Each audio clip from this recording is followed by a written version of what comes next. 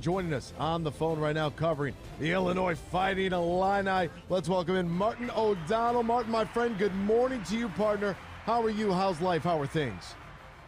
Doing great. Life is good. NFL draft day, and U of I's got somebody on the board there at the top of it, which it's been a little while. So all good here. We are very, very excited, and a lot of mock drafts for Lions fans. That's why we're reaching out to see, okay, well, who might still be on the board there at number 6 if things kind of fall our way. Secondary is a position of need. Tell us, we know that when we see Devon Witherspoon, we know that he will go up and hit somebody. Like, he is a violent tackler. He likes the contact. We like that. It just so happens he wears the same number in college as our defensive coordinator, Aaron Glenn, wore in college, as the same as our new defensive backs coach, Dre Bly, wore in college. Could it be destined? Tell us, who is Devon Witherspoon? You know what? I mean, Spoon is a competitor. I mean, he's a kid. He's somewhat undersized. I can't remember what he weighed in at the combine, maybe 180, but he's the kind of guy where he got significantly better year over year. But the one thing that was always there was, I mean, if you want a player that plays his tail off, play in and play out, loves the challenge of going up against, the opposing offense's best receiver, I mean, that's Spoon. And you mentioned it. I mean, there are multiple examples, a ton of examples, especially of this past season, of just the explosiveness, and the play recognition and his ability to just come up and hit people. Again, he's not the biggest guy out there, but when you talk about competitive spirit, and you talk about somebody who likes to play, man-to-man coverage, likes to get right up in, right up on the toes of the opposing team's best receiver. I mean, that's Devon Witherspoon, and he's been a ton of fun to cover for the past 4 years, and I'm just really excited for him and for his family at the opportunity that's in front of him tonight. I like that we could just call him Spoon if he comes to us. We don't have to worry about any other syllables. Just call him Spoon. I love that. Is the size thing at his position with weighing in at 181?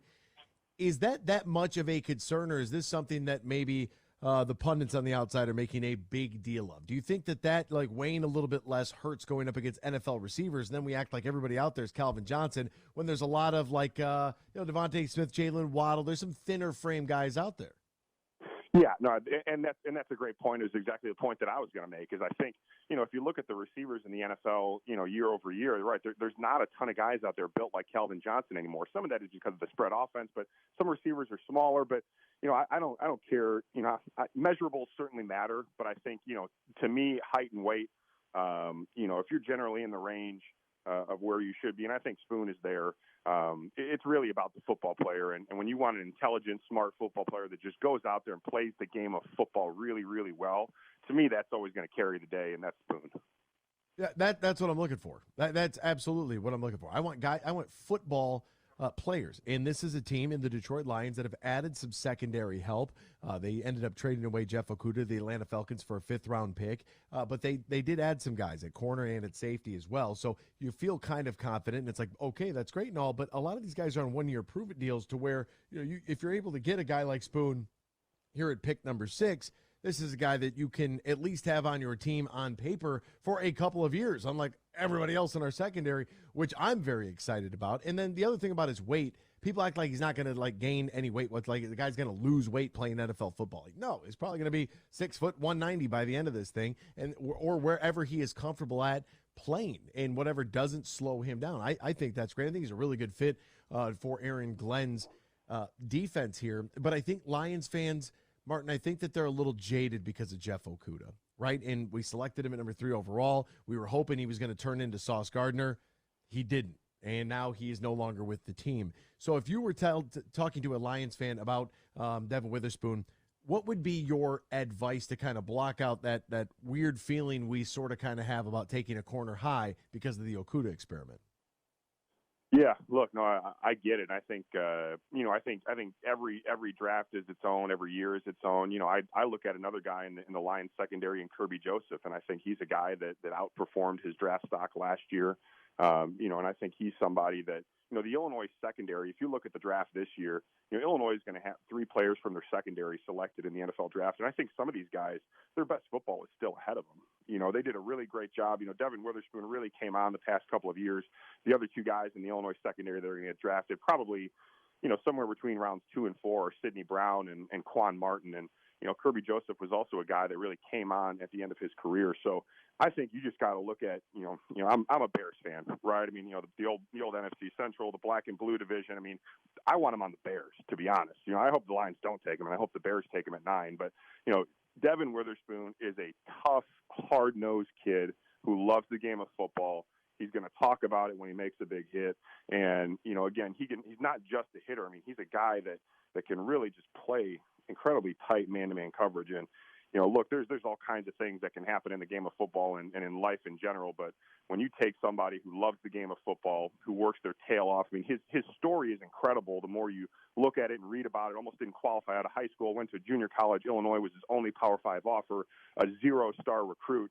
I mean, to me, that's a hard-nosed guy that I want on the football team that I'm cheering for. So I'm really excited to see wherever he goes. And, hopefully for Lions fans, he ends up with you. But if they don't, then I hope the Bears take him at 9. And you know what? Because, obviously it's a little strange. Sorry about the whole David Montgomery thing. You being a Bears fan, I get it. I understand. We thank you for Kirby Joseph. He is actually the one responsible for breaking Aaron Rodgers. A lot of people want to talk about it was the front office's fault. No, it was Big Kirby Joseph, and we'll get Kirby Joseph on the stage with us later on tonight at the Lions draft party at Ford Field. So I'm excited to be able to sit down and talk with him a little bit. And we know he's been pretty vocal. He wants his old running mate on the team. He wants Spoon, so I love it. Is there one specific play, and I know this is a crazy question, or a moment that really sticks out to you with Devon Witherspoon that you're like, hey, Lions fans, guess what? You want to see there was this happened, and if you watch that will sell you on this guy? Yeah, it's pretty easy for me.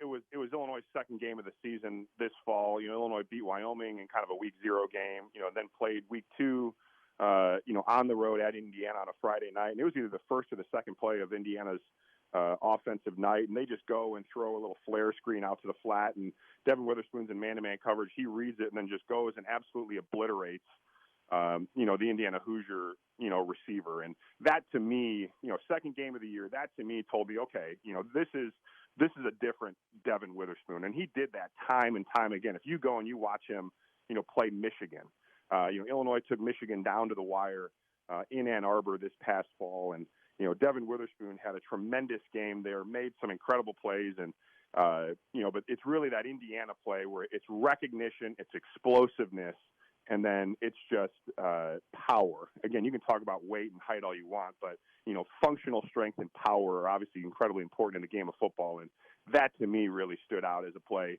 It was jarring, and that's a great one to watch. It'll certainly be on his draft highlight tape tonight. Oh, no doubt. I think I know the exact play that you're talking about because in my mind I was like, don't throw a flag for that. That's a football play. Like, exactly. don't give me any of this defenseless receiver nonsense. That guy's a football player. And that's that Michigan game. It was like 18 degrees. There was a little bit of precipitation. Witherspoon is running all over the field. We couldn't throw the ball worth a lick. I was down there with like 2 pairs of socks and hand warmers. It was terrible. It was just absolutely terrible, Martin. Luckily, we escaped out of that. His name, Martin O'Donnell. You can find him on Twitter at MartinOD64, radio analyst for the Illinois Fighting Illini. Maybe we'll have 2 Illini secondary members on the Lions roster at 9 o'clock this evening. Martin, thank you so much for your time today, partner. We greatly appreciate it. Hey, thanks for having me, guys. Really excited about Spoon. And I tell you what, you can hear the excitement. When you hear the excitement in the voice of somebody who spent a long time covering him, that's a very, very good sign.